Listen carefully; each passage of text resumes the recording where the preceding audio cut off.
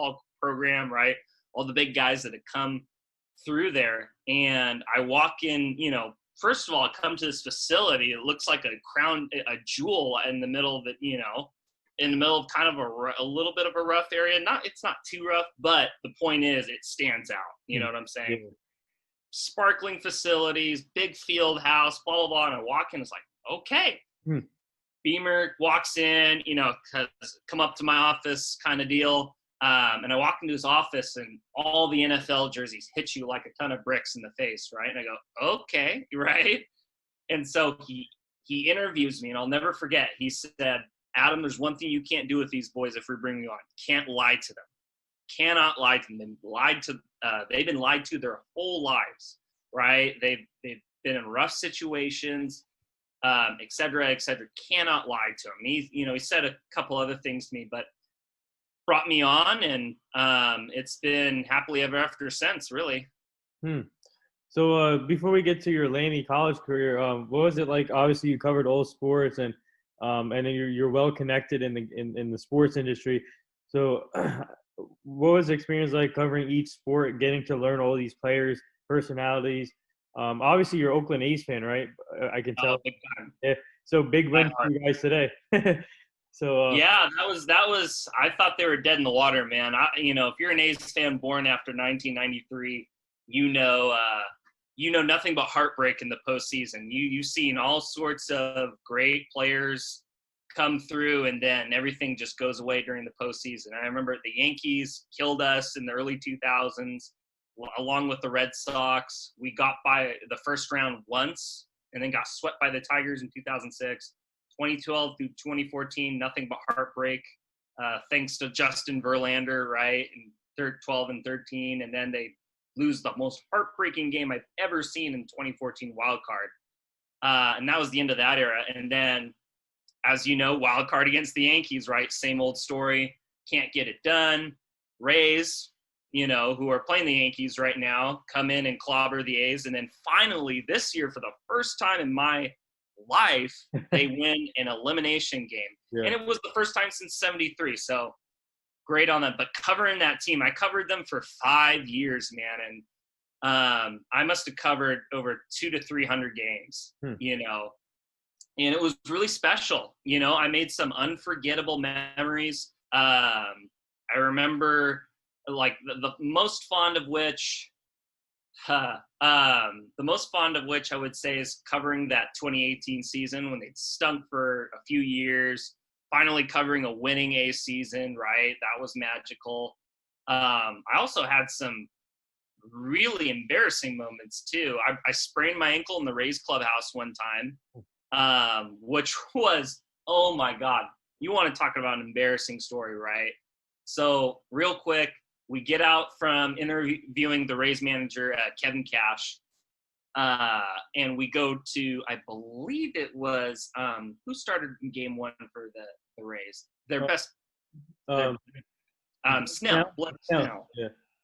Yeah, so he was about ready to get interviewed. And if you know anything about media, it's all about getting in position. If you have a mic, you have to get in position, man. Otherwise, you're not getting your audio, and then you're on the phone with your boss getting yelled at and asking why didn't you get the audio, right? So I've been pretty good, I have to say, over the past 5 years about making that power move and getting the audio. At the Super Bowl, I had to get on my hands and knees to get audio in front of 300 of the most of 300 reporters in the post game. And people don't realize how much of a zoo it can be in post game, right? And how stressful it can be, right? And it's an art. And some people get fired because they're making too much of a power move, right? They get too close to a player, whatever it is, right?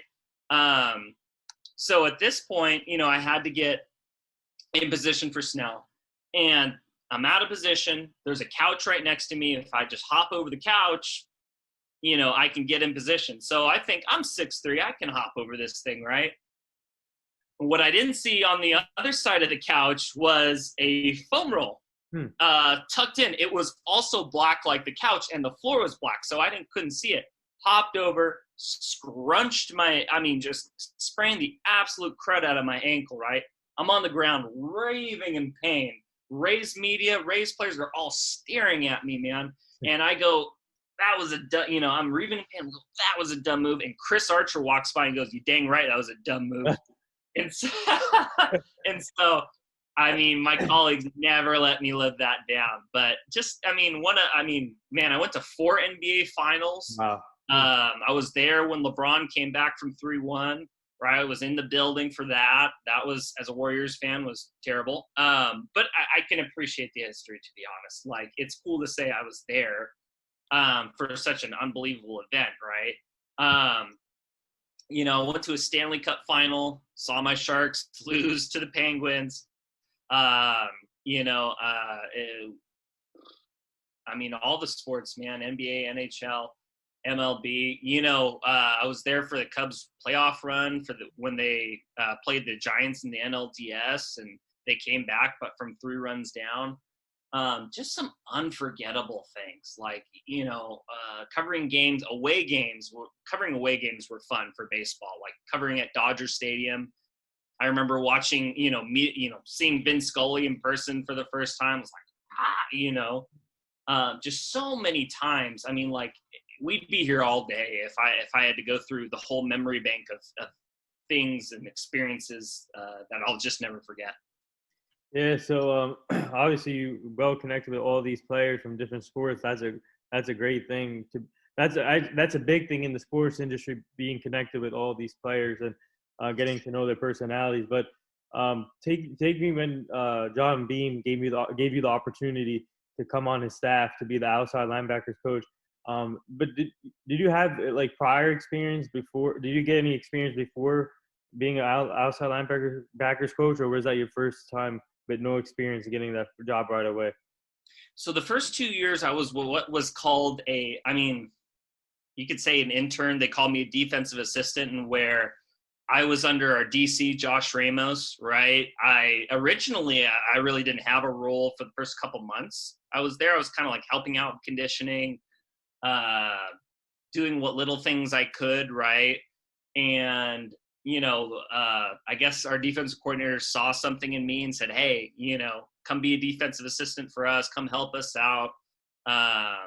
You'll take the linebackers some days because one of our coaches just can't be there some days, right? It was just a weird year where that thing happened and I happened to benefit, right? So for the first 2 seasons, I was a defensive assistant, right? I was learning under some of the most gifted, talented, and knowledgeable coaches in junior college football. Our first season, we won a national championship, right? And it was talent plus, elite coaching. It really was. I got a master class. Every coach, I learned something from every coach we have in our staff. We don't have one bad coach on the staff. So for coming on to, a staff like this, I couldn't have been more fortunate, right? Because, like I said, I learned so much from everybody. And some guys go into other staffs and they're not good. They maybe they get taught the wrong thing, right? Most coaches, pretty much know what they're doing, right? Some more than others, right? But in terms of our staff, I'm telling you, when you talk about a master class in football, Josh, our DC, not an average coach. Okay, he's not a normal coach, right? He is 24/7, lives, eats, and breathes football. He watches more. 1 week, I think he watched 40 hours of film. Wow. 40 hours of film. And that, his average probably 20 to 40, right, during the season. The guy redefines work ethic, right? The guy I learned under, Vince Bordelon, been coaching since the 80s, one of the best recruiter I've ever been around. How much I learned from him. Oh my goodness, right? Donald Deco White, who's now the DB's coach at Lincoln University, right? I would spend, every minute I could sitting in the film room with him, absorbing. He is a fountain of knowledge, right? An absolute fountain of knowledge. He played at Utah State. He interned with the 49ers on that staff. But the guy, works, watches just as much film and works just as hard as our DC, and he's just the DB's coach, right? So you see that our corners coach played in the league, right? So, I mean, you go around. I mean, I shouldn't not mention our D-line coach, Brian Coughlin. That guy's a technician, right? Seeing him work, hanging out with the D-line, seeing him work with the D-line and seeing what he does, unbelievable coach. So I can go down the entire staff. Offensive staff, O-line, amazing. Rob, our quarterbacks coach, who originally brought me on, amazing.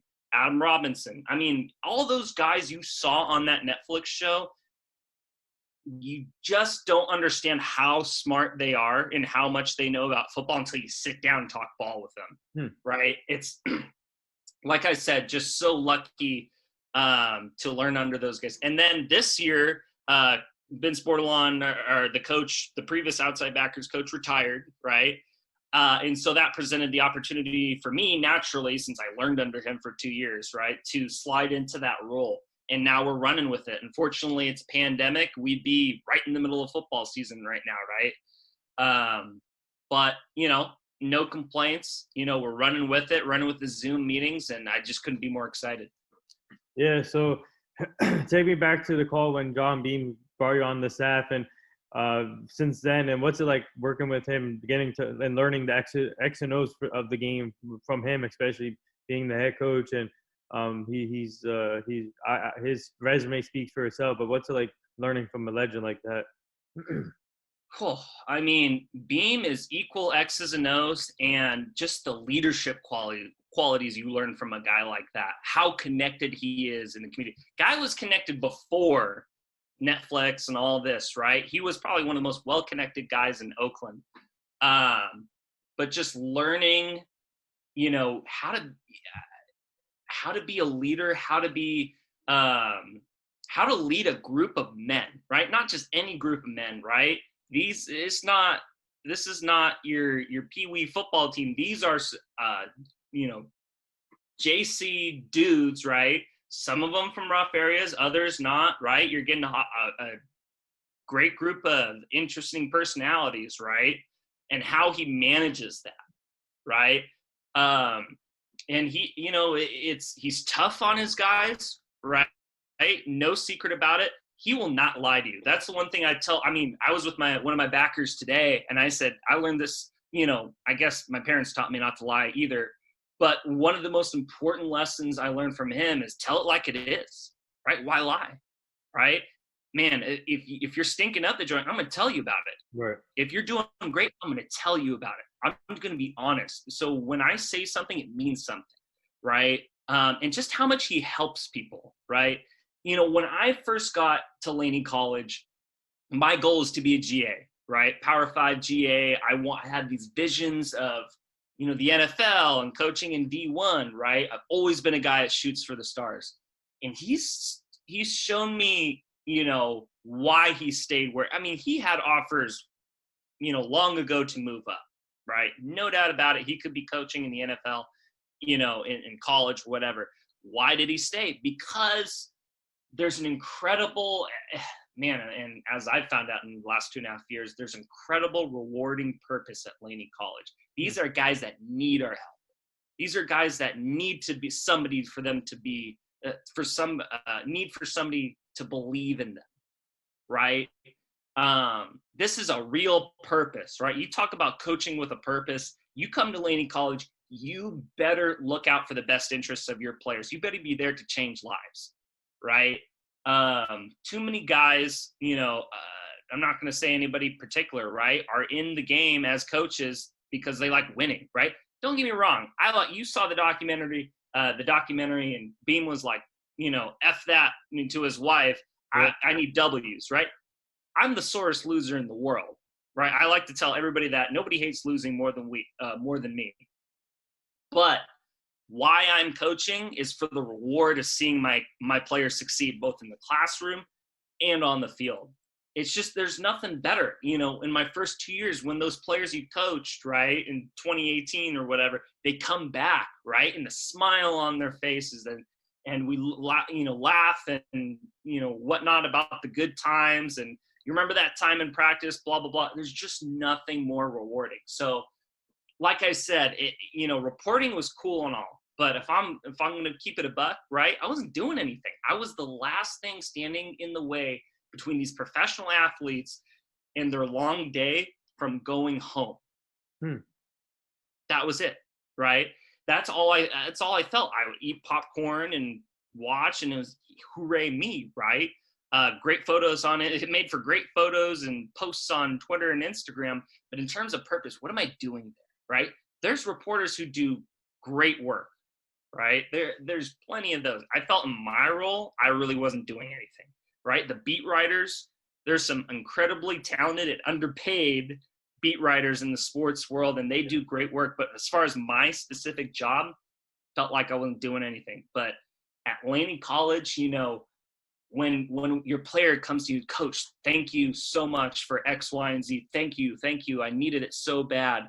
Thank you for believing in me. Like RJ, let's talk about RJ, right? I've been, you know, waiting for somebody to be asking me about him, right? The year before, people don't understand how many times that this kid got that close, and then he'd have a major setback. He had one of the most incredible off seasons I've ever seen in 2018, right? Every day he was lights out, right?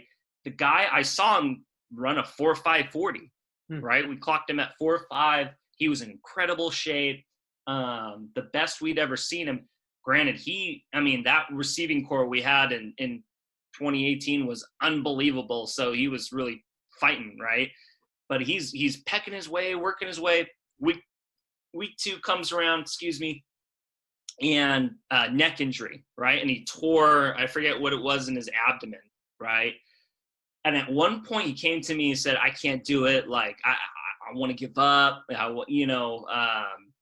Like all these guys do, right? They go through their times where it's, and how could you ever blame them? Right? Because it's so tough what they go through.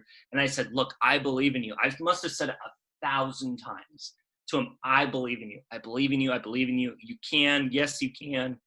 And now that he's getting the exposure he is today, I just couldn't be happier for him. Right. Granted, obviously the offensive guys have had their bouts with them just because, they try to teach them one way and for whatever reason don't stick, whatever it is. They love him.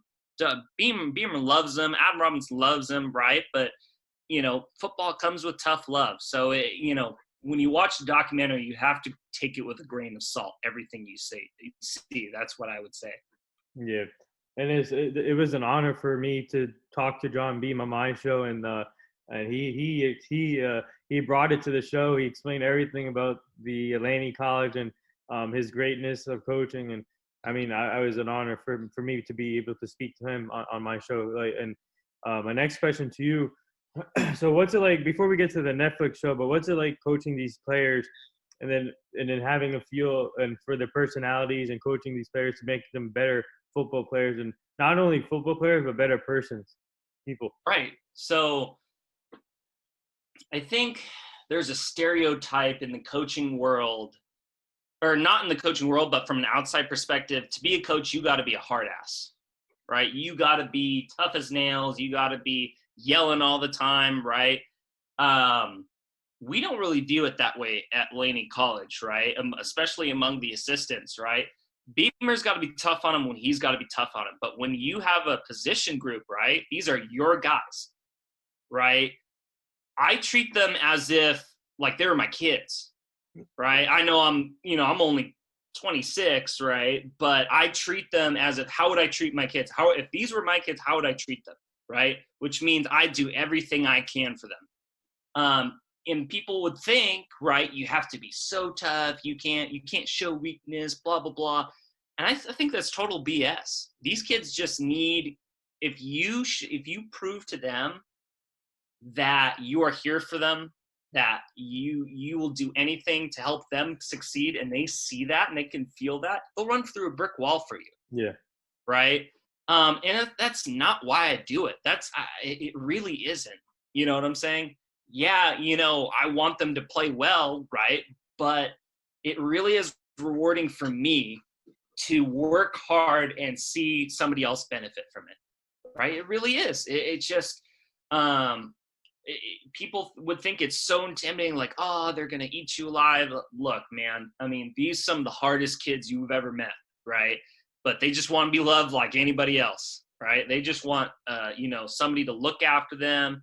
They want to be a part of a family, and that's what football is. Just like Beamer said, it's family, right?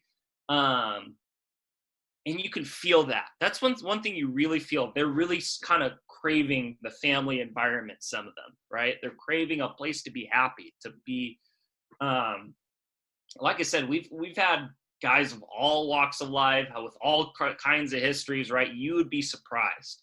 And it's really been a teaching these players, we like to, coaches are supposed to teach players, but really it's the players that teach us a lot of the time. Not to get too emotional on you, but I couldn't love them anymore, right? If I tried, it teaches you that.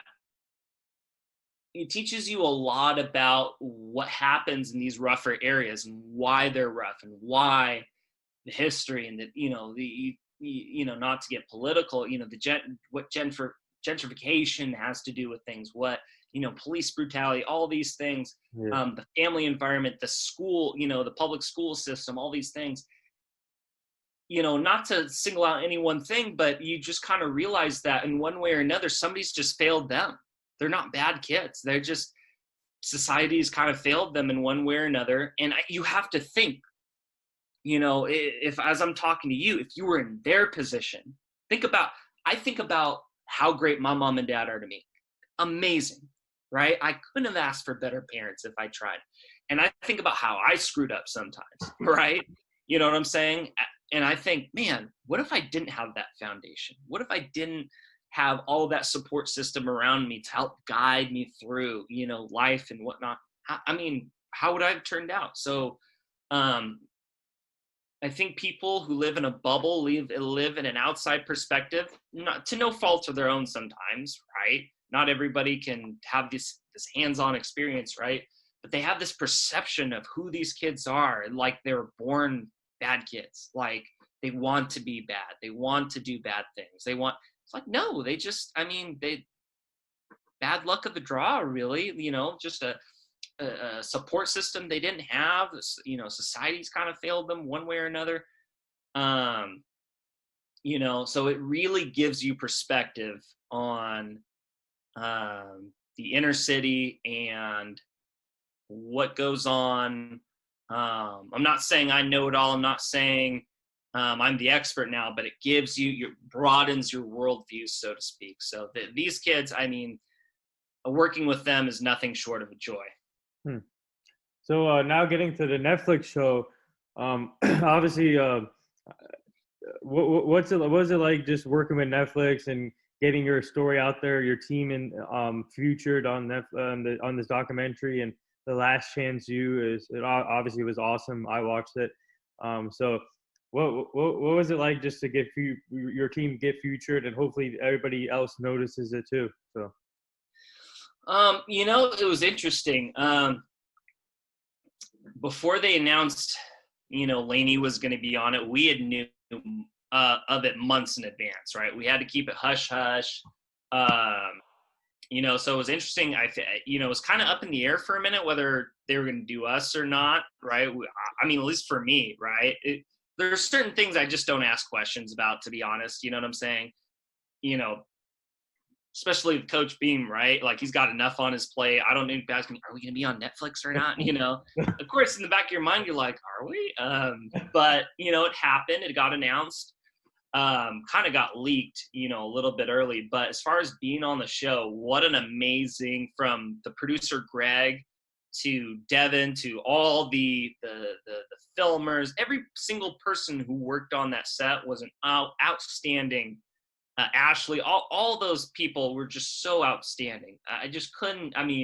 It was sad. I was kind of sad to see them go. They were so cool, right?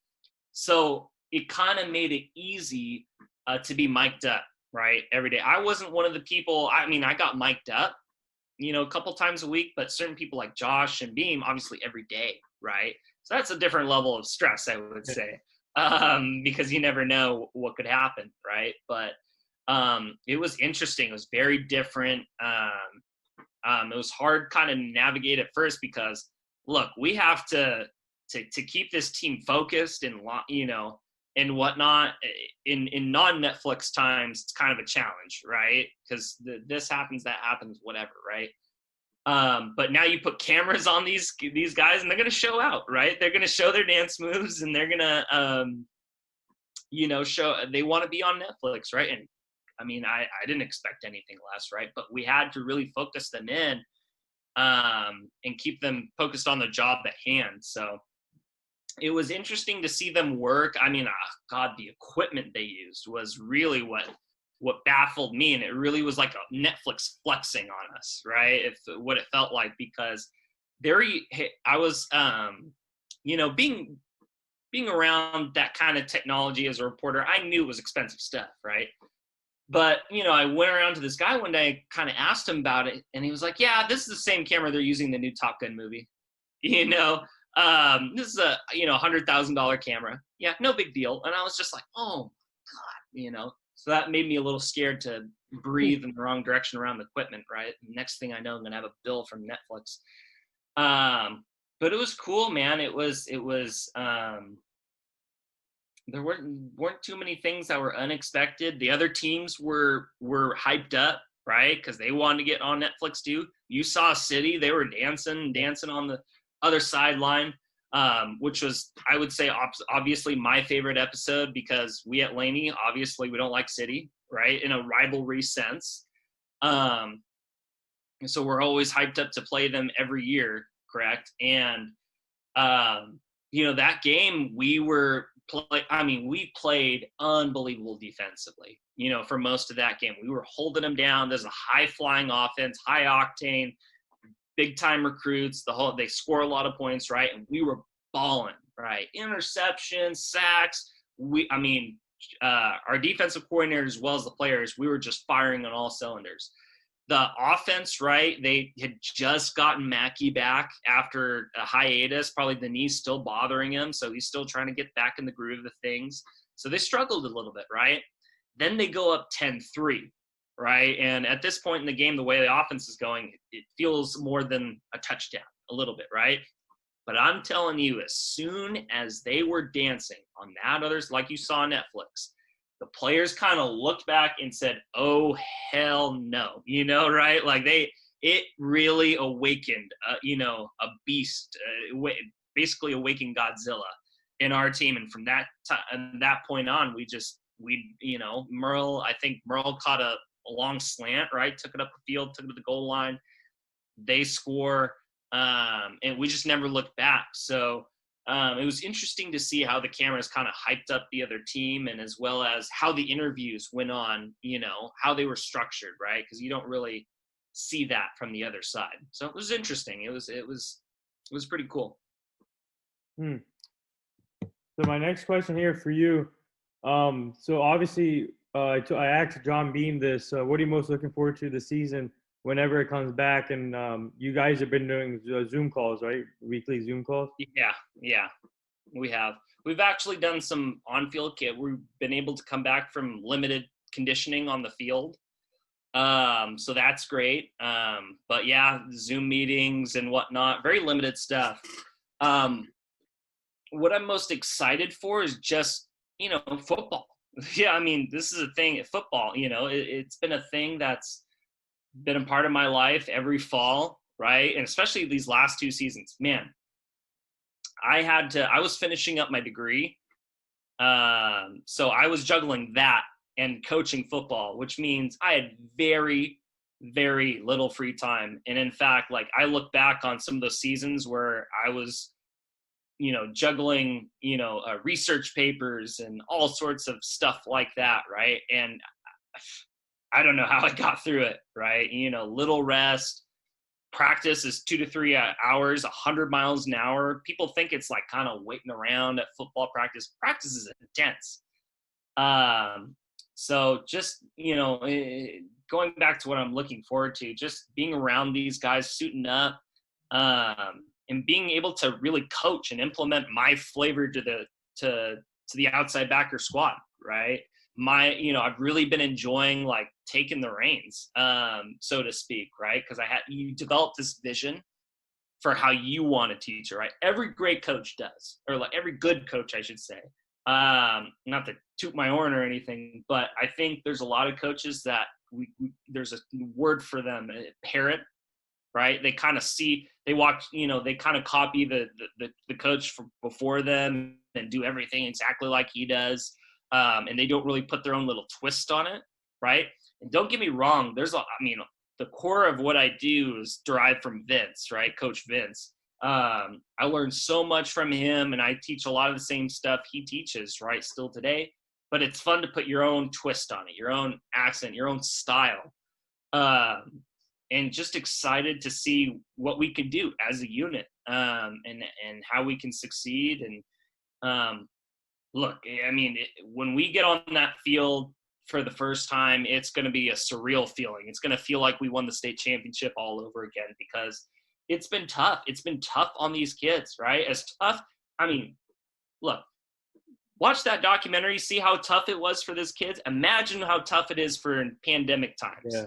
Mm-hmm. Just unbelievable what some of these guys have to go through, have to navigate through, right? You throw a pandemic on top of everything. Oh my goodness. Usually we're around these guys every day. Study hall, practice, I'm on them like white on rice, right?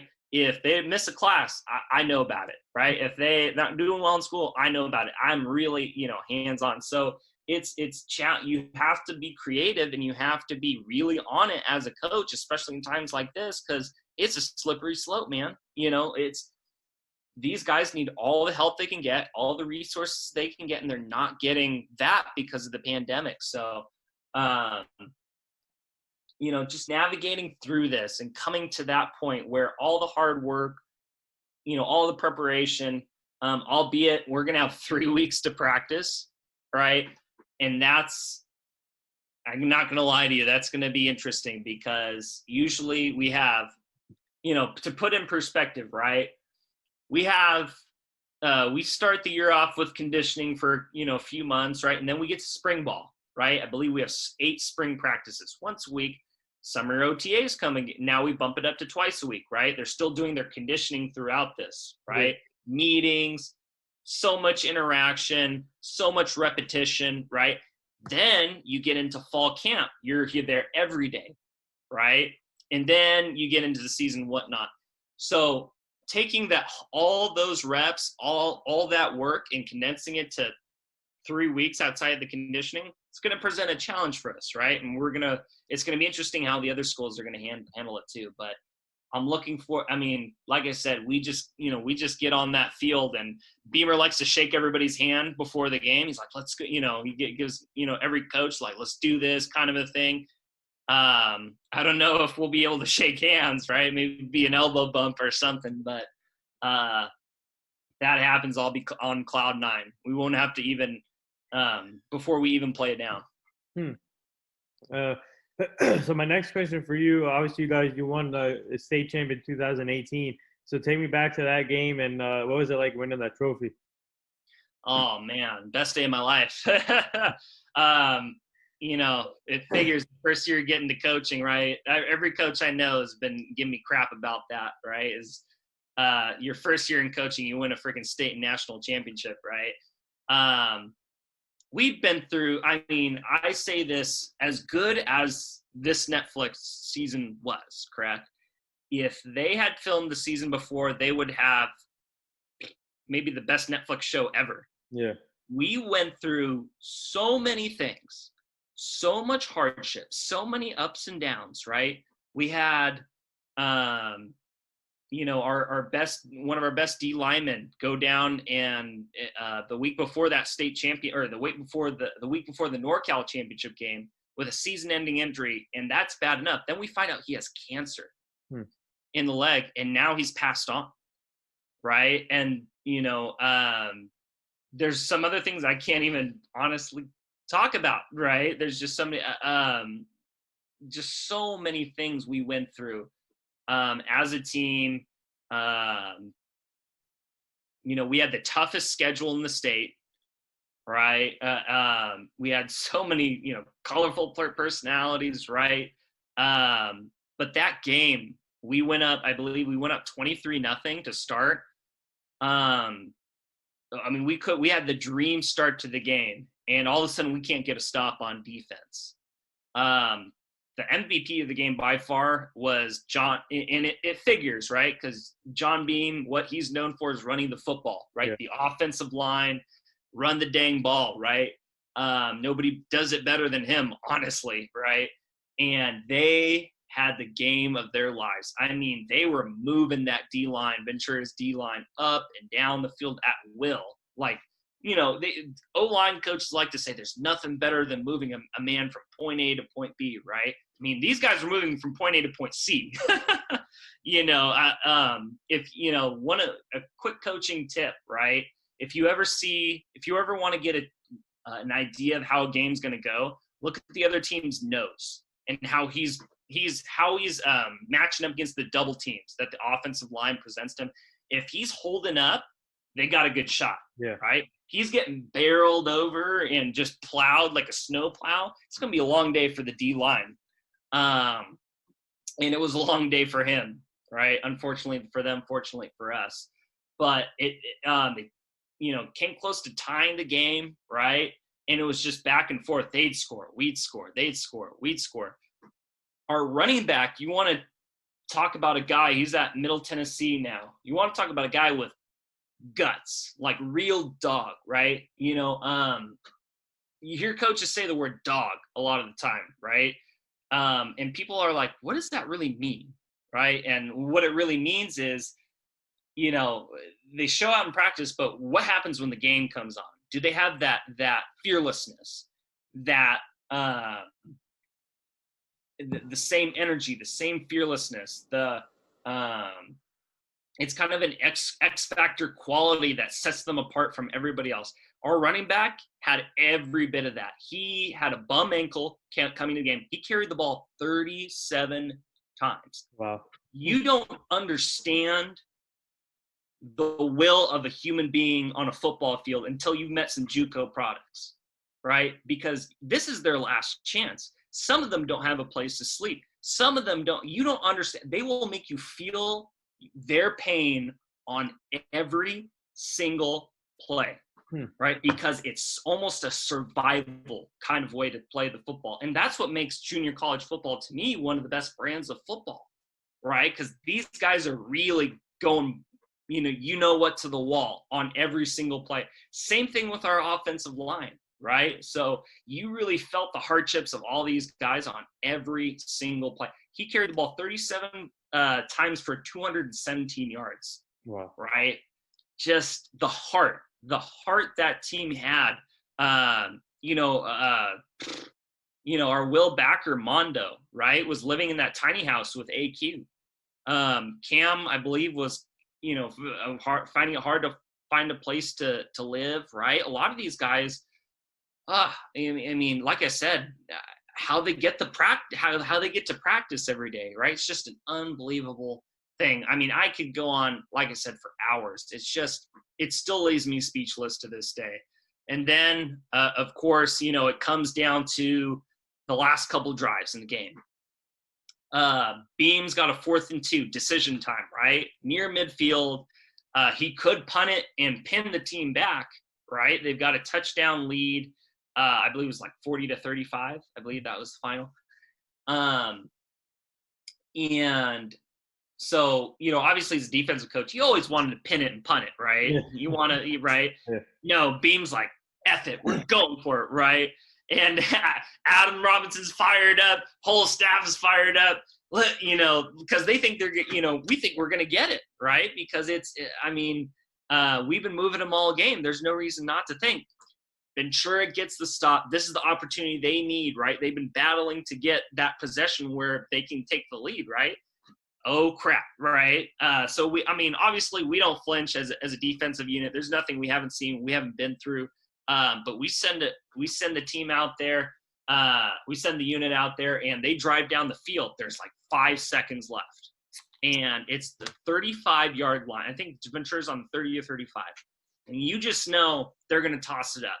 right? And we'll see who gets it, kind of thing.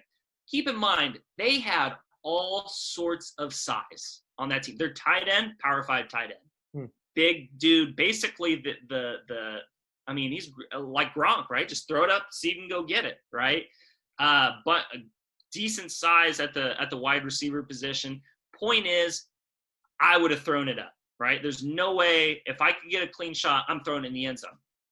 And I mean, I was my job as a defensive assistant, right, was to call out their formations and write down the calls and whatnot. So obviously I'm yelling like 10, 10, 10, 10 personnel, blah, blah, blah.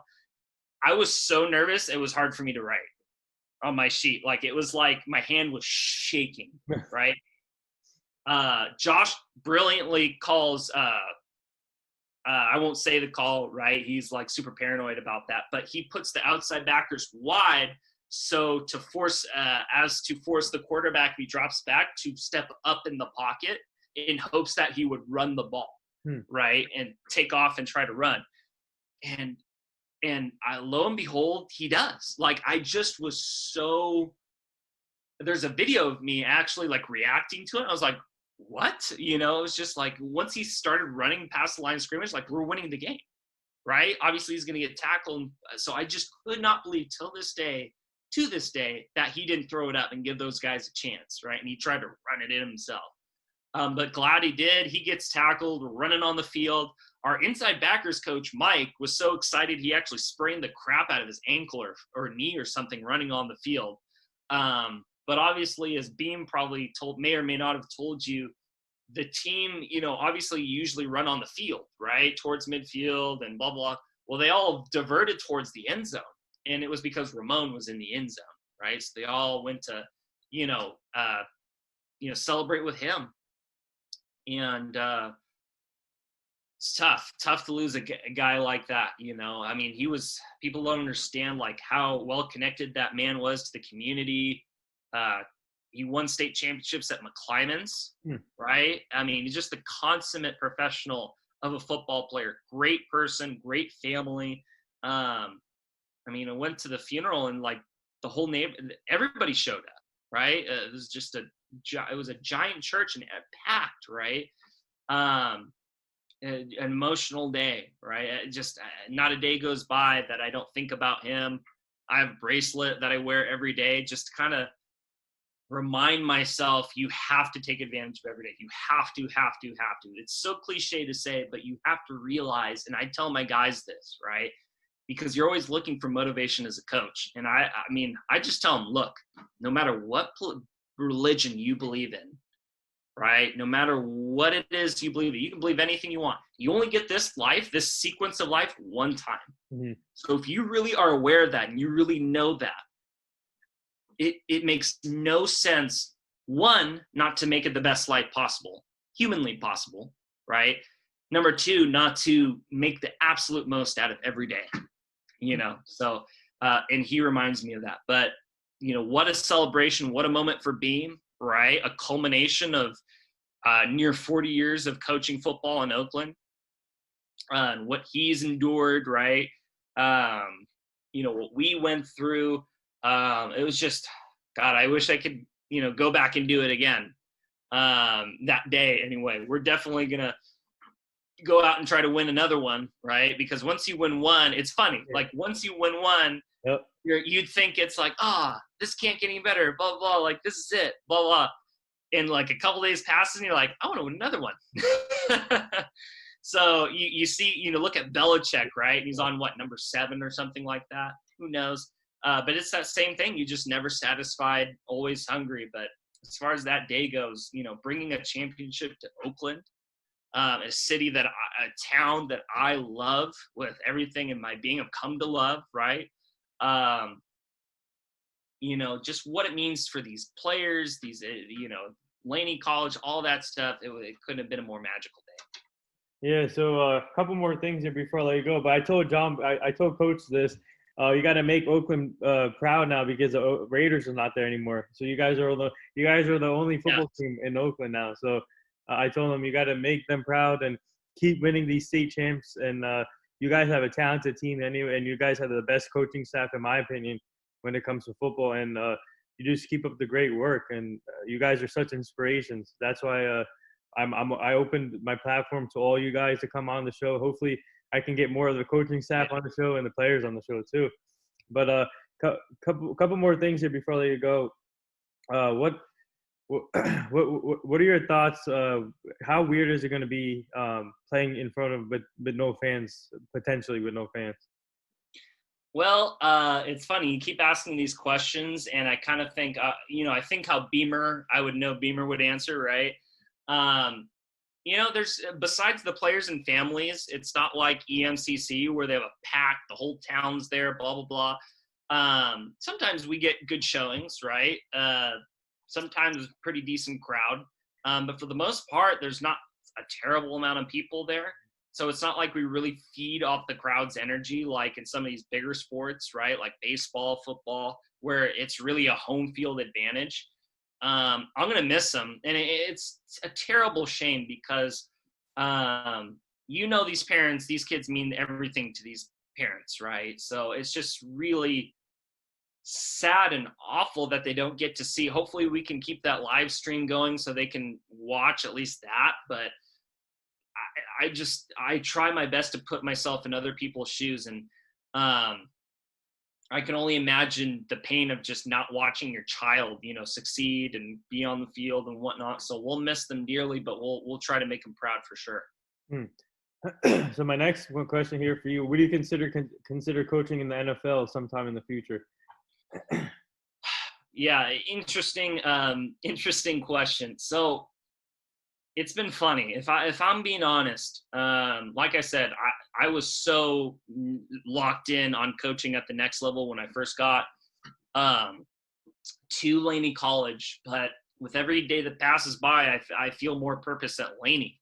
Just Laney. I mean, not any other school. Laney, right? I love the staff. It's like a family. It's my happy place. Like, I just love being there, just love being there. But I will say this, in my life, I've never settled in anything I've ever done, never settled. Right. When I first told, landing a gig covering pro sports is like winning the lottery. It feels like, right. So when I gave that up to go coach football, it was like I gave the lottery ticket back. Mm-hmm. So now I don't want it anymore, right? Who does that, right? Girlfriend thought I was lying, who I'm still with, thought I was lying to her when I said I was coaching. Mom was like, what are you doing, right? As any mom would, right? And like freak out that you're, giving back this opportunity, so to speak. So, yeah, I mean, it's been a wild ride, put it that way. So two more things here. So obviously, I have a couple more friends that do podcasts. So I'll send you my other friend's podcast. You can check it out. And there's just one you should definitely check out. I'll send it to you also. Global Kid Media. He's 14 years old. He's interviewed 1,000 people already, and he's trying to be the first sideline kid reporter. What do you think of the idea of having kids now as sideline reporters in sporting events? Why not? I mean, it's especially as somebody who's been a reporter, I think there's no reason not to. I think it would inject some flavor into sideline reporting because Lord knows, I think, some of that stuff gets mundane, to be honest. Think about Craig Sager, right? The late Craig Sager and what he brought to sideline reporting, the fancy suits and all that, blah, blah, blah, what he meant to sideline reporting.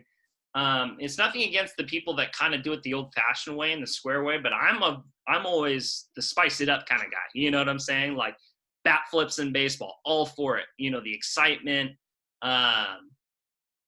all that kind of stuff. So anything to give kids, an opportunity to kind of fulfill their dreams and whatnot. You never know what it might do for a young child, a 14-year-old, right? You never know how that will steer their direction in the future. So all for it. Yeah, so I want to bring this up to you. Obviously, the defensive coordinator calls the plays, but for you as an outside linebacker coach, Do you like to have your players be ready for blitz packages? Do you like to blitz a lot with your players? You know, I mean, everybody likes to blitz. The outside backer position is a natural pass rush position. So anytime I can send my guys to go get the quarterback and bury him in the ground, I'm gonna love that, right? I've really, it's kind of surprised me, right? I didn't play defense with the football I did play, right? But I've really I just love nothing more than hitting a quarterback square in the chest, right? Seeing one of my guys just drill him in the ground. I'm sorry, I'm not sorry, right? There's just nothing better. There's nothing more satisfying. Getting the ball out, turning the ball over. I'll say this: the City game. Little tidbit about the City game. The week prior, right? Coach Ramos likes to kind of sit in a conference room and kind of go over things with us. He's kind of leaning back, right? Leaning back, and he goes, "I think I'm going to send the kitchen sink at him." Right? And that we like to blitz, right? We usually lead the team in the state in sacks every year. And I think that's no coincidence to our success, right? Anytime you can get the quarterback on the ground, but if I'll say anything to you in terms of my defensive philosophy, it all starts with the front seven, right? Takes all 11 guys on the field, but look at the Niners, right? If you follow the Niners, what kind of defense were they before Nick Bosa and after Nick Bosa? If you can get pressure on the quarterback consistently, right? If you can rattle these guys, it changes everything, right?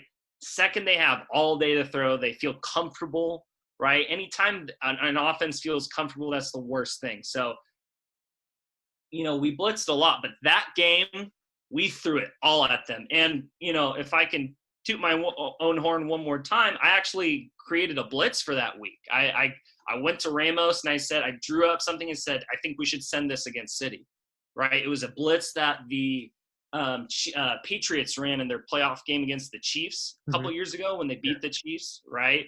And it was a stunt with the two inside backers, right? I won't go too much twisting motion, but I'll say this.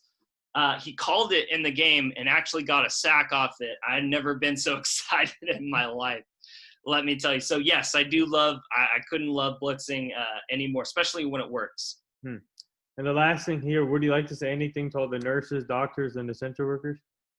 Yeah, I mean, those are the real heroes, right? You guys are the real heroes. What they do is a thankless job. And, we like to think as individuals that we have guts. I mean, that's real guts right there. You're fighting an invisible virus, putting your life on the line. Coach Rob, our quarterbacks coach, would be a great interview for you guys too. His wife is actually a nurse. And she's been fighting like hell in the ER, so to speak. It's great because they're huge Warriors fans, right? Literally at their wedding was like a Warriors-themed wedding. It was great. But Steph Curry actually called her up or FaceTimed with her, right? While she was, her and all her nurses, right, in the ER and whatnot. I just, so much respect for what they've done and trying to keep us safe, keep us healthy. We're very fortunate to have, I like to read up on things in the political realm. A lot of people watch the news and get their opinion from the news. I actually like to read about subjects. So I would say I'm pretty well read on healthcare. We're very lucky to have the quality of care we have in this country, and the quality of nurses and doctors and whatnot, because, there's 17 developed nations in the world. Think about, there's 200 plus countries, right? And a lot of other countries, right, that are overpopulated or don't have as strong of an economy, they don't have these essential workers. So for us to be fortunate enough to live in a place to receive their care and to be looked after by these people, we're lucky to have them. We couldn't be luckier to have them. And I couldn't thank them enough, even if I tried. Yeah, well said. And thank you, Adam. for joining the podcast today, the NR Hour Sports Podcast. I'll be posting this on all social media formats, and you guys keep up the great work. You guys are such inspirations. And I would like to, if you don't mind, can you spread the word for the podcast throughout the coaching staff and maybe some of the players? Yeah. Of course. Yeah, I would like to get some of them on too. And but hopefully you guys have a season soon. If you guys do, good luck this season, and go aim for that another state champ. But you and your family stay safe, and thank you again. Thank you so much. Yep.